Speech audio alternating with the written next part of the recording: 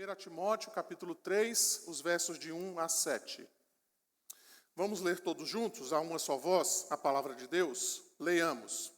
Fiel é a palavra. Se alguém aspira ao episcopado, excelente obra almeja. É necessário, portanto, que o bispo seja irrepreensível, esposo de uma só mulher, temperante, sóbrio, modesto, hospitaleiro, apto para ensinar, não dado ao vinho, não violento, porém cordato, inimigo de contendas, não avarento, e que governe bem a própria casa, criando os filhos sob disciplina, com todo o respeito, pois se alguém não sabe governar a própria casa, como cuidará da casa de Deus? Não seja neófito, para não suceder que se ensoberbeça e incorra na condenação do diabo. Pelo contrário, é necessário que ele tenha bom testemunho dos de fora, a fim de não cair no opróbrio e no laço do diabo. Vamos orar? Ó Deus, nós temos diante de nós, ó Deus, a Tua palavra. Nós te louvamos, ó Deus, pelo privilégio que o Senhor nos dá, Senhor, nesta noite, de podermos ter acesso, Senhor, às Escrituras. Nós te louvamos, ó Deus, porque a Tua palavra é clara, Senhor, aos nossos corações. E nós te pedimos, ó Deus, que o Senhor possa falar conosco nessa noite. Que o Senhor possa dirigir, Senhor, as minhas palavras, possa dirigir, Senhor, o coração dos que aqui estão presentes, daqueles que nos acompanham pela internet, a fim, ó Deus, de que tudo seja feito para louvor e glória do Teu santo nome. Assim, Senhor, nós colocamos as nossas vidas diante do Senhor e pedimos, ó Deus, mais uma vez a direção do Teu Santo Espírito. Oramos agradecidos em nome de Jesus. Amém. Irmãos, Cornelis Van Dam escreveu um livro chamado O Presbítero e ele afirma algo muito interessante nesse livro. Ele diz o seguinte: certas dádivas de Deus necessitam ser constantemente redescobertas a fim de que não sejam tomadas como garantidas e negligenciadas. Ele vai dizer, o presbiterato é uma dessas dádivas. Cornelis, ele tem razão em dizer isso nesse livro. Nós podemos achar, meus irmãos, que sabemos tudo a respeito do presbiterato. Nós podemos ser ingênuos em imaginar que ser presbítero se resume apenas a uma função na igreja. Muitos crentes nem sequer se atentam para a escolha dos seus líderes, né? No caso da escolha dos seus presbíteros. Haja visto que muitos crentes nem sequer vêm na assembleia para participar desse momento tão importante na vida da igreja, porque acham que não é importante, é algo que não deve ser considerado com tanta relevância como muitas vezes nós deveríamos de fato considerar. Na verdade, a igreja de Cristo, ela deve estar atenta à escolha dos seus líderes. Presbíteros e diáconos, eles podem fazer grande diferença no cotidiano de uma igreja local, seja para o bom andamento da igreja, ou seja também para o mau encaminhamento das coisas na igreja. Por isso, meus irmãos, a minha intenção nessa noite é chamar a sua atenção para que nós possamos olhar para a palavra de Deus e vermos qual é a natureza e quais são as atribuições do presbítero, uma vez que, como eu mencionei agora há pouco, né, nós estamos aí prestes a participar de uma eleição para este ofício. Desse modo, então, eu quero que nós estejamos atentos, com os nossos ouvidos abertos para aquilo que a palavra de Deus tem a nos dizer a respeito, então, do presbiterato. Onde, primeiramente, surgiu o presbiterato? Nós vimos há 3 semanas atrás que em Atos capítulo 6, se você quiser dar uma olhadinha lá, surge então a instituição do diaconato. Os apóstolos então estavam diante de uma demanda das viúvas helenistas que estavam reclamando de que estavam sendo esquecidas ali da distribuição diária. Então os apóstolos reuniram e eles então decidiram escolher 7 homens para que pudessem fazer essa tarefa, para que pudessem atender essa necessidade. Enquanto os apóstolos então estavam servindo às mesas, servindo com a palavra de Deus, os diáconos então, aqueles 7 homens, estavam servindo às mesas. Dali em diante se seguiu que os apóstolos então continuaram pregando a palavra de Deus, enquanto aquela tarefa, não é, de servir às mesas foi dada àquele grupo, aqueles 7 homens que foram escolhidos ali em Atos capítulo 6. Nós vamos ver a primeira menção de presbíteros, lá em Atos capítulo 11, o verso de número 30, quando os discípulos então enviaram uma ajuda por meio de Barnabé e Saulo. Se você quiser dar uma olhadinha lá, você vai ver exatamente isso, né? O que eles com efeito fizeram, enviando aos presbíteros por intermédio de Barnabé e Saulo. Então é a primeira vez que aparece a palavra presbíteros ali em Atos, no livro de Atos. Se você caminhar um pouquinho mais adiante, você vai perceber que Paulo e Barnabé, à medida então que eles evangelizavam, e as pessoas então se convertiam ao cristianismo, eles então organizavam as igrejas e eles então promoviam a eleição dos presbíteros para que estes então cuidassem da igreja recém-organizada. Veja, por exemplo, lá em Atos capítulo 14, os versos 21 e 23, nós vamos encontrar exatamente essa menção, né, de que eles estavam então evangelizando e eles estavam então promovendo a eleição de presbíteros. Lá diz assim: e tendo anunciado o evangelho naquela cidade e feito muitos discípulos, voltaram para Listra e Icônio e Antioquia, fortalecendo a alma dos discípulos, exortando-os a permanecer firmes na fé e mostrando que através de muitas tribulações nos importa entrar no reino de Deus, e promovendo-lhes em cada igreja a eleição de presbíteros, depois de orar com jejuns, os encomendaram ao Senhor em quem haviam crido. Então, os irmãos vão percebendo, a partir então da leitura de Atos, que os apóstolos, então, à medida que vão organizando as igrejas, eles então vão elegendo esses presbíteros. É interessante quando nós chegamos ali em Atos capítulo 15, você vai ver então diversas menções de apóstolos e presbíteros juntos. Inclusive naquele concílio de Jerusalém, tanto os apóstolos estavam presentes, também os presbíteros que foram eleitos estavam naquela ocasião. É mais interessante ainda, se você acompanhar a leitura de Atos, você chega então no capítulo 16, os versos 4 e 5, você vai ver então que os apóstolos, depois daquelas decisões do concílio de Jerusalém, eles saem então divulgando a decisão. As igrejas, então, recém-formadas, as igrejas, na sua maioria, de povos gentios, e juntamente com eles vão os presbíteros, para dar, então, essa notícia a respeito da decisão tomada ali pelos presbíteros e pelos apóstolos nesse concílio de Jerusalém. Veja lá Atos 16, os versos 4 e 5, você vai encontrar: ao passar pelas cidades, entregavam aos irmãos para que as observassem, as decisões tomadas pelos apóstolos e presbíteros em Jerusalém. Assim as igrejas eram fortalecidas na fé e dia a dia aumentavam em número. Se você caminhar um pouquinho mais em Atos, você vai chegar lá no capítulo 20, você vai ver então o apóstolo Paulo se despedindo lá dos presbíteros em Éfeso, orando então com aqueles irmãos, encomendando cada um deles a graça do nosso Senhor Jesus Cristo. O que nós podemos então perceber, irmãos, é que à medida então que os apóstolos pregavam e que as igrejas eram organizadas, os presbíteros eram eleitos e eles se tornavam então os pastores daquelas igrejas recém-formadas. Daí por diante então, com a morte dos apóstolos, coube aos presbíteros a condução então das igrejas, da condução então do povo de Deus. Um pouquinho mais adiante você vai ver Tito, né? Paulo então recomendando que Tito então elegesse presbíteros nas igrejas em Creta. Você vai ver então agora o apóstolo Paulo trazendo essas recomendações aqui em Timóteo capítulo 3. Então os presbíteros surgem exatamente nesse contexto, não é? De que agora eles então se tornam os pastores das igrejas do Senhor Jesus Cristo. O que significa então, em segundo lugar, o presbiterato? O que é ser presbítero?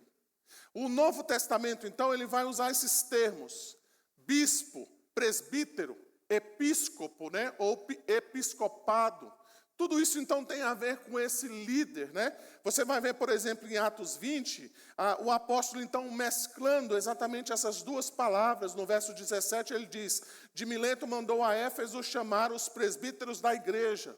No verso 28, ele vai dizer, atendei por vós e por todo o rebanho sobre o qual o Espírito Santo vos constituiu bispos. Então, a palavra, então, é diferente, mas o significado é o mesmo. O presbítero é o ancião, ele é o supervisor. A palavra presbítero tem a ver com a pessoa, e o termo bispo, né, tem a ver exatamente com essa função. Mas o que de fato é ser presbítero? Em primeiro lugar, irmãos, o presbiterato, ele é um ministério, antes mesmo de ser um cargo. Do ponto de vista divino, ele é um chamado. Ele é uma vocação, ele é um ministério concedido pelo próprio Espírito Santo. Do ponto de vista humano, Paulo vai dizer que é bom que alguém deseje de maneira legítima ser presbítero. Nós cremos então dessa forma, que Deus então chama o indivíduo internamente, mas nós cremos que Deus confirma esse chamado externamente por meio de uma eleição.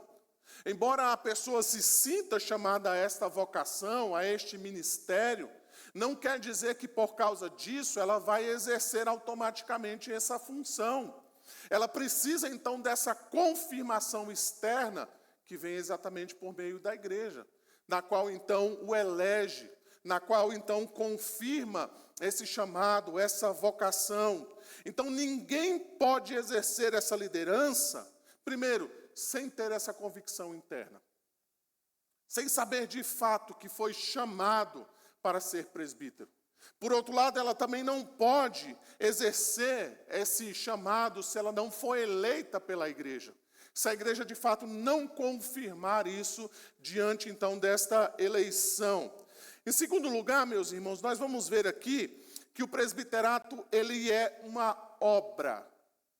Ele não é um posto de privilégio. Aspirar o presbiterato é abraçar uma obra excelente.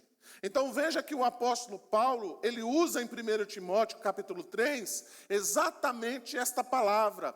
O presbiterato é uma obra. E o sentido é esse mesmo, é trabalho, é serviço, é uma espécie então de um empreendimento. Então, ser presbítero não é receber privilégios, mas é um campo duro de trabalho. É um campo de serviço e não de estrelato. Quem é presbítero, então, tem muito mais trabalho do que honra. Ele deve dedicar a sua vida, o seu tempo, os seus talentos e os seus dons em favor do povo de Deus.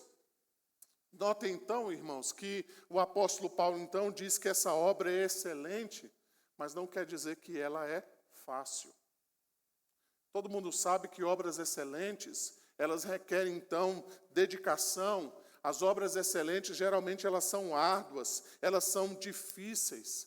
E é exatamente então porque essa obra é excelente e ela é difícil, que o apóstolo Paulo, então, ele faz algumas qualificações a respeito daqueles que desejam ser presbítero. Veja, então, que o apóstolo Paulo, ele vai mencionar aqui, pelo menos 15 qualificações exigidas para um homem que deseja ocupar o presbiterato na igreja.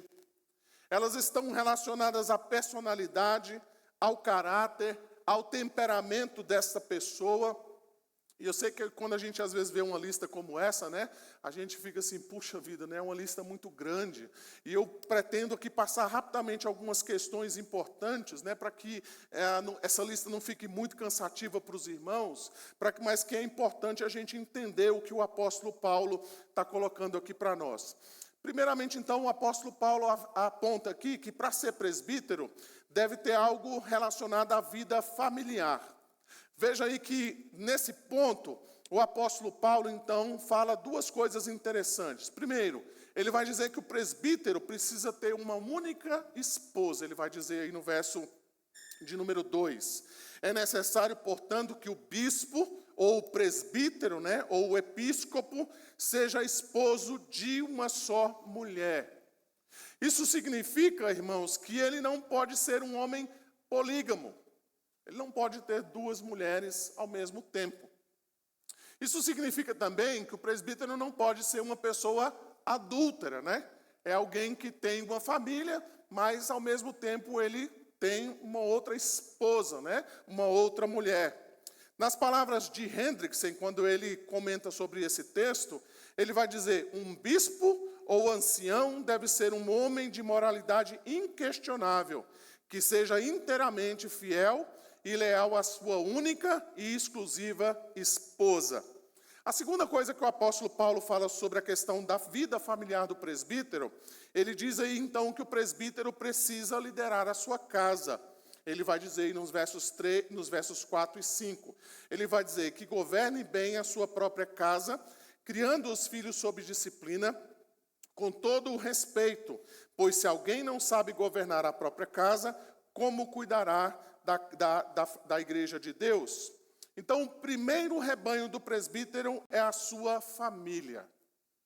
Se ele fracassa, então, em cuidar da sua família, Paulo vai dizer que ele está desqualificado, então, para cuidar da casa de Deus. Se ele não cuida bem dos seus filhos, ou se os seus filhos não vivem no temor do Senhor, como é que ele vai educar e como é que ele vai, então, pastorear os filhos dos crentes? Se os próprios filhos não lhe obedecem nem respeitam, dificilmente os filhos dos crentes na igreja vão ter esse respeito a respeito da sua liderança. Vejam então aqui, meus irmãos, a necessidade, como eu já mencionei aqui em outras ocasiões, de que o presbítero então seja casado. Eu sei que algumas pessoas discordam, dessa minha posição, mas veja que, embora a exigência de ser casado também seja do diácono, você vai encontrar isso no verso de número 12, aqui Paulo acrescenta essa observação no caso dos presbíteros. Ele vai dizer: pois se alguém não sabe governar a própria casa, como cuidará da casa de Deus? Então, o que o apóstolo Paulo está dizendo é que aqueles que desejam ser presbítero precisam, então, ser observados a maneira, então, como ele governa a própria casa. Paulo, então, está dizendo que o lar daqueles que desejam ser presbíteros é o lugar de observação, é o lugar, então, onde a igreja vai perceber a maneira como ele cuida, então, do seu lar. Paulo, então, está saindo de uma coisa menor para uma maior. Ou seja, se ele governa bem a sua própria casa, certamente ele vai governar bem a igreja de Deus. Mas se ele não governa bem a sua própria casa, certamente ele não vai governar bem a casa de Deus, a igreja de Deus. Então, por isso, então, a necessidade de que esse pretenso candidato seja um homem casado. Exatamente para que a igreja possa observar, para que a igreja possa ver a maneira como ele trata a esposa e os filhos, se eles de fato estão debaixo da sua autoridade, da sua condução, porque certamente isso vai trazer reflexos na vida da igreja. Além disso, então, o apóstolo Paulo vai trazer algumas questões relacionadas à área financeira deste que pretende ser presbítero. Veja então que no que se refere ao trato do dinheiro e dos bens, Paulo vai dizer que ele não pode ser um homem avarento. O avarento é aquela pessoa que tem apego ao dinheiro. É aquela pessoa que ama mais o lucro do que a Deus. Ele ama mais o dinheiro do que o ministério. Ele está mais interessado em lidar com os bens dos outros do que com as próprias pessoas. O apóstolo Pedro vai exortar os presbíteros, lá em 1 Pedro 5,2, para que eles não pastoreiem a igreja por sórdida ganância. O apóstolo Paulo, lá em Atos capítulo 20, que eu mencionei agora há pouco, ele testemunhou aos presbíteros de Éfeso que não cobiçou deles nem prata, nem ouro, nem vestes. Em outras palavras, irmãos, o que o apóstolo Paulo está dizendo, que aquele que ama o dinheiro, certamente não vai amar a Deus sobre todas as coisas. Consequentemente, quem não ama a Deus não vai conseguir pastorear as ovelhas de Deus, a igreja de Deus.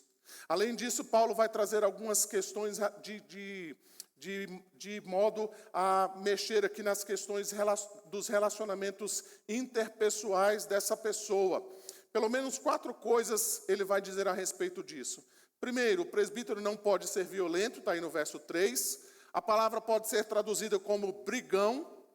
Então ele não é aquela pessoa que arruma confusão o tempo todo. Ele não pode ser rude com as suas ovelhas. É alguém que deve ter essa confiança quando as pessoas então estão passando por aflição, por dificuldade. Além disso, Paulo vai dizer que ele precisa ser cordato, aí no verso de número 3, é o mesmo que gentil, é o mesmo que pacificador. O presbítero precisa ser um construtor de pontes, ele é um promotor de reconciliação, ele não atiça o fogo da contenda, ele não é aquela pessoa que põe mais álcool no fogo, que atiça mais, então, as confusões.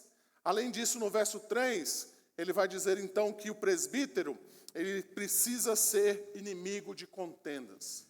Ele não precisa apenas não criar contenda, mas ele não pode ser passivo diante das contendas que acontecem na igreja. O líder cristão, então, é inimigo de contendas, é um homem engajado na promoção da paz. Além disso, Paulo vai dizer que ele precisa ser hospitaleiro. Ele precisa ter a sua casa aberta para receber pessoas. Lembra-se que nessa época do apóstolo Paulo, não existia ali um sistema como nos dias atuais, onde você podia acomodar pessoas em hotéis, em pousadas e por aí vai. Os missionários, os pregadores itinerantes, os irmãos, geralmente eles se hospedavam um nas casas dos outros. Então cabia o presbítero ser esse homem hospitaleiro, que tinha prazer inclusive de receber pessoas na sua casa. Além disso, o apóstolo Paulo vai falar algumas coisas a respeito da reputação pessoal desse presbítero. Ele vai dizer no verso 2 que ele precisa ser irrepreensível. Irrepreensível é aquela pessoa, então, que não apresenta, melhor dizendo, nenhum defeito óbvio de caráter ou de conduta, seja na vida passada, seja na vida presente, que as pessoas, então, tanto dentro da igreja ou fora da igreja, não tem algo a colocar diante dessa pessoa que possa, então, desacreditá-la. Irrepreensível é aquela pessoa que não está exposta a ataque, é aquela pessoa que não está exposta à censura. Isso não quer dizer, irmãos, que irrepreensível seja uma pessoa perfeita.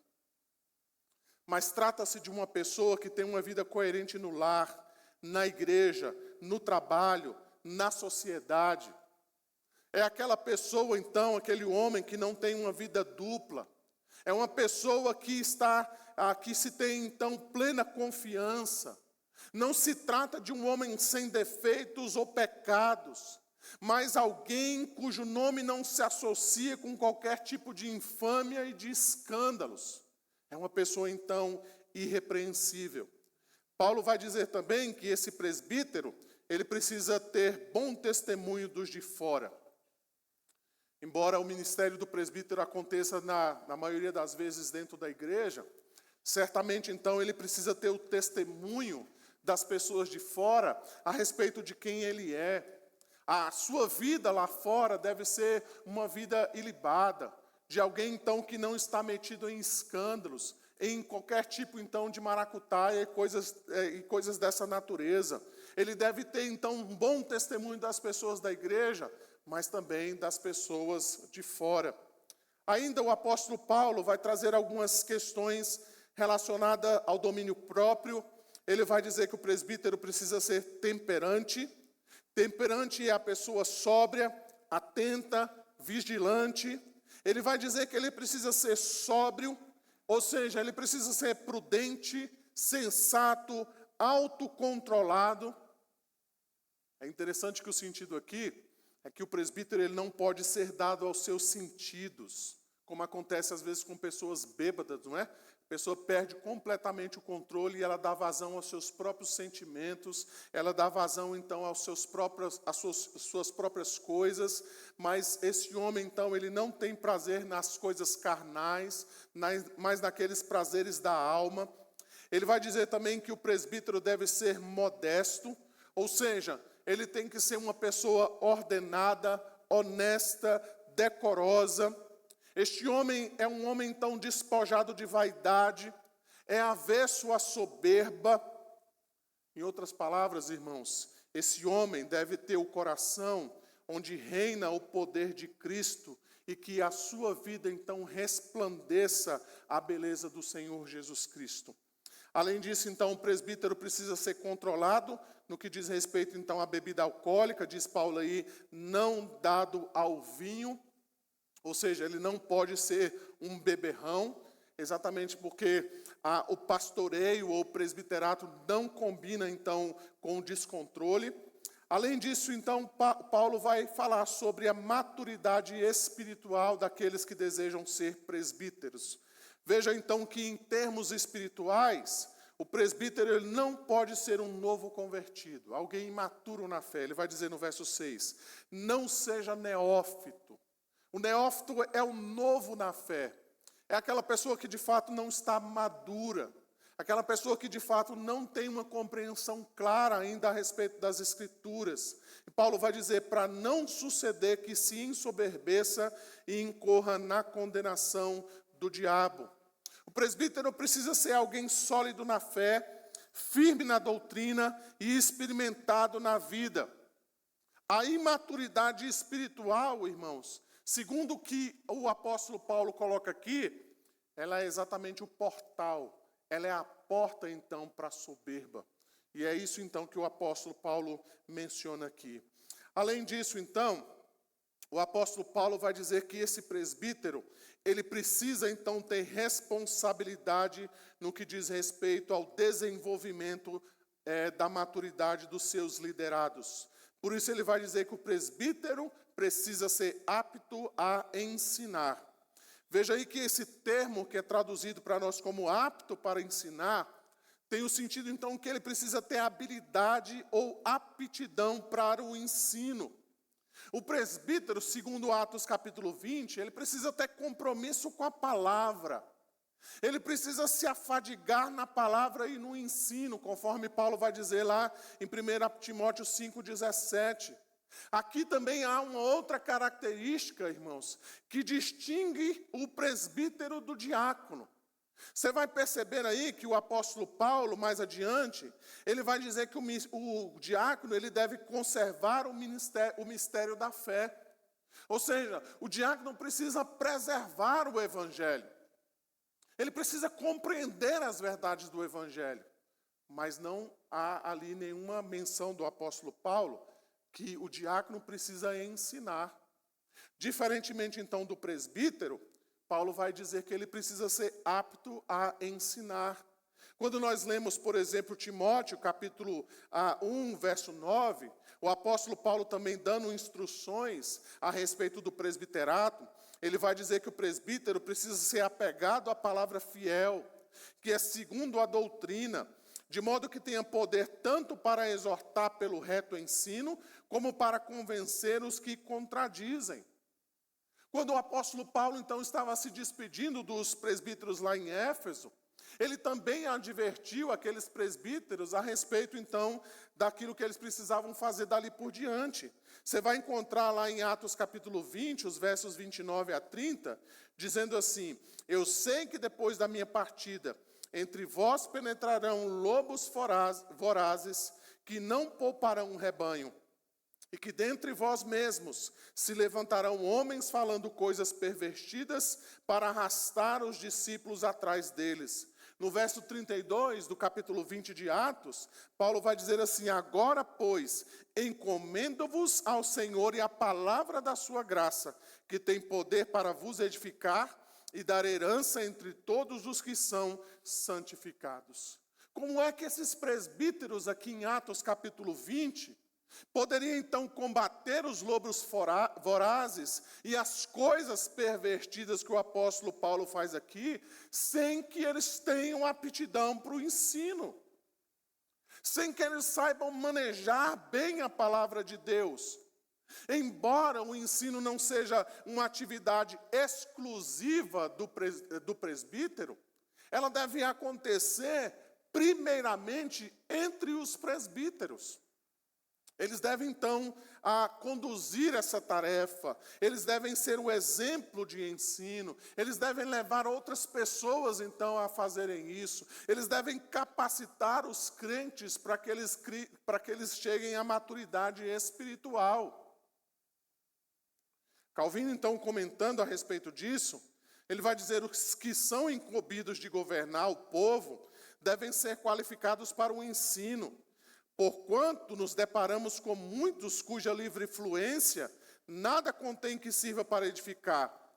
Paulo está recomendando sabedoria na prática de aplicar a palavra de Deus, visando a edificação do seu povo.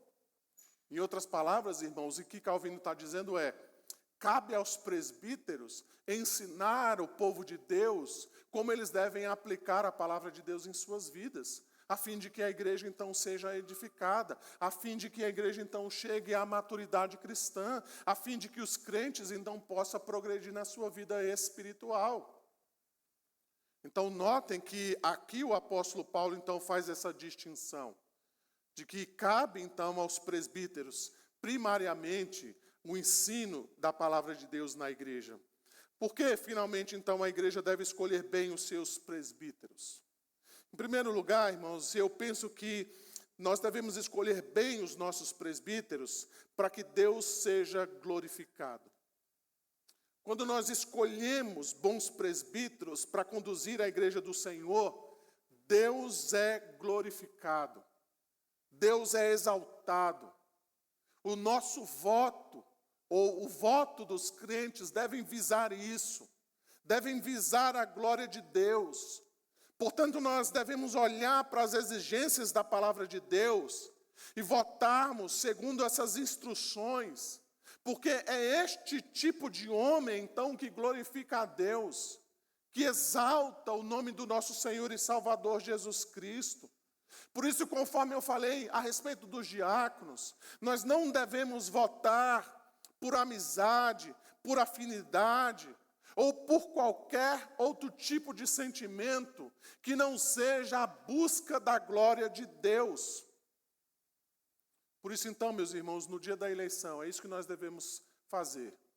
Nós devemos dizer: Senhor, que este meu voto glorifique ao teu nome, e que esta pessoa, então, que for eleita, seja o homem, então, que vai glorificar o teu nome neste cargo de presbítero, ou no cargo de diácono.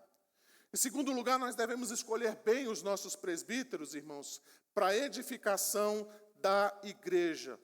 Então, presbíteros que atendem aos requisitos bíblicos são uma bênção para a igreja.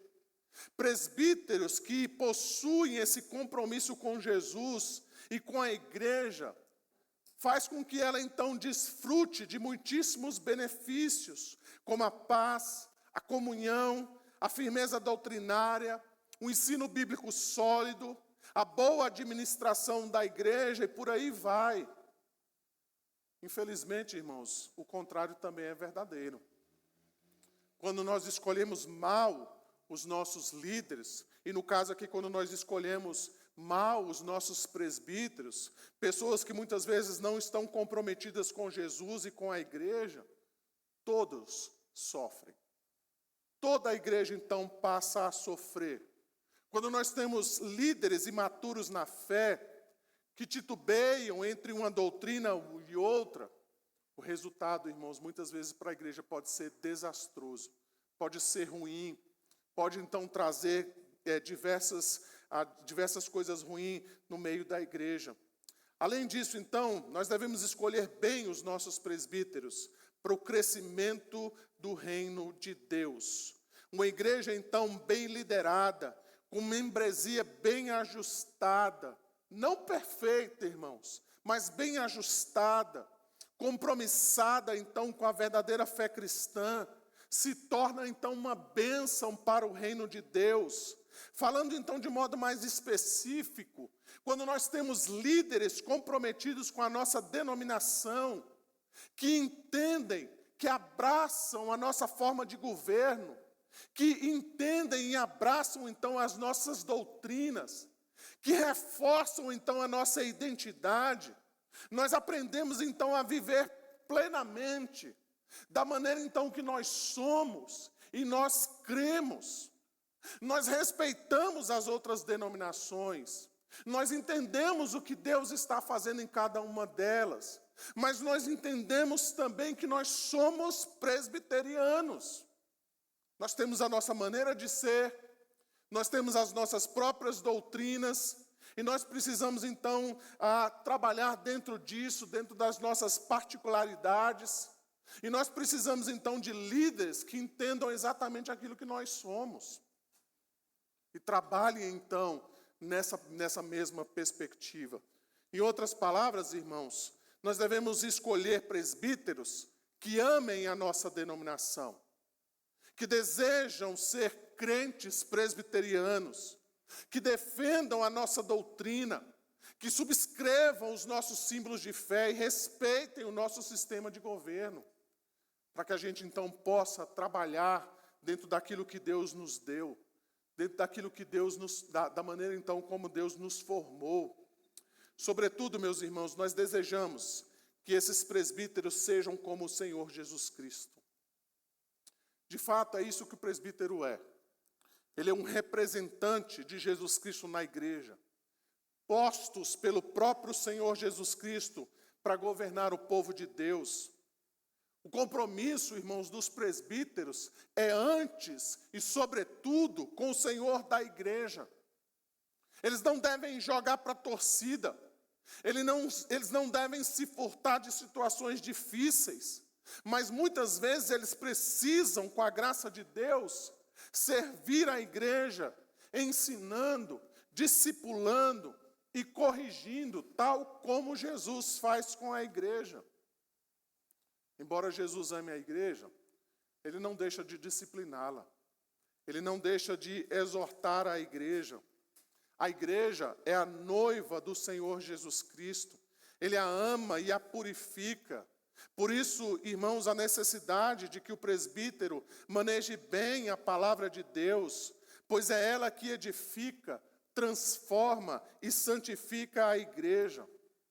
Por isso, meus irmãos, para a glória de Cristo, para o bem da sua noiva, oremos pelos presbíteros e façamos a escolha certa, segundo os parâmetros da palavra de Deus e para a glória do nosso Senhor e Salvador Jesus Cristo. Que no dia então que estivermos aqui reunidos, que o nosso coração tão somente esteja atento àquilo que a palavra de Deus nos coloca diante de nós, para que nós possamos escolher, de fato, aqueles pelos quais o Senhor Jesus Cristo já tem escolhido desde a fundação do mundo. Vamos orar mais uma vez, pedindo a graça de Deus sobre as nossas vidas. Quero convidar você a se colocar de pé. Nós vamos ter uma palavra de oração final e também vamos receber a bênção do nosso Deus.